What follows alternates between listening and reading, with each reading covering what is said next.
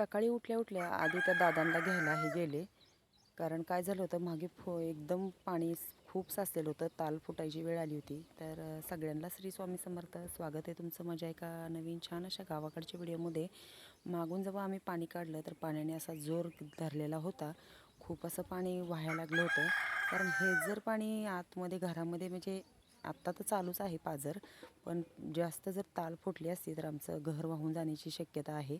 कारण इतका पाऊस झालेला आहे ना, अजून पण पाऊस सांगितलेला आहे. पाण्याचा केवढा जोर वाढला आहे बघा. मागचं हे सगळं पाणी आहे, जवळजवळ आमच्या निम्म्या घरापर्यंत पाणी साचलेलं आहे.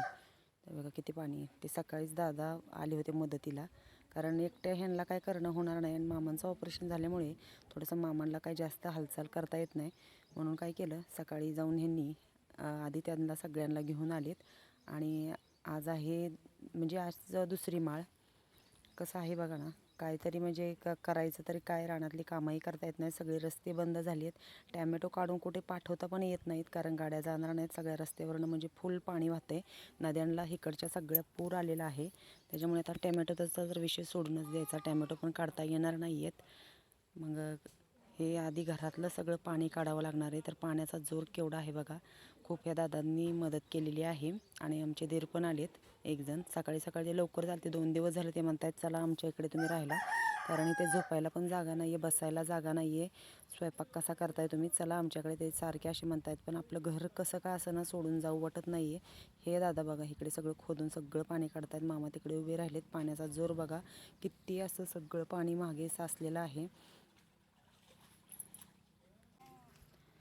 जास्वंदीची फुलं आणली होती मी, आज लाल कलर आहे. तर खूप मला तर अशी हौस असते, पण काही या पावसामुळे घरात पाणी शिरले, काही करता येईना. तर म्हणलं चला देवाला माळ तरी घालावी, दिवा लावावा. फुलं आणली, आतमध्ये दिवाबत्ती केली आणि मी फुलं आणायला गेले. तर रोजचीच आमच्या आत्यांची बरोबर लाल साडी आली आहे. भरपूर साऱ्या साड्या आहेत, पण या चिखलामुळे कशा घालायच्या हाही आवडता येत नाही आहे. तर सगळेजण कामाला लागलेत.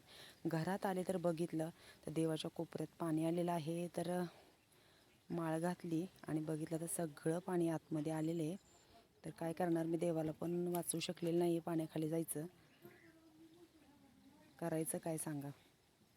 असे म्हणजे वाटलंही नव्हतं की हे दिवस बघायला भेटतील, पण बघावे लागलेत हे दिवस. करायचं काय सांगा. हे बघा सगळे देवारा आमचा पाण्यामध्ये आहे. देवाला माळ घातली. व्हिडिओ कसा वाटला नक्की सांगा. भेटूया पुढच्या एका नवीन व्हिडिओमध्ये.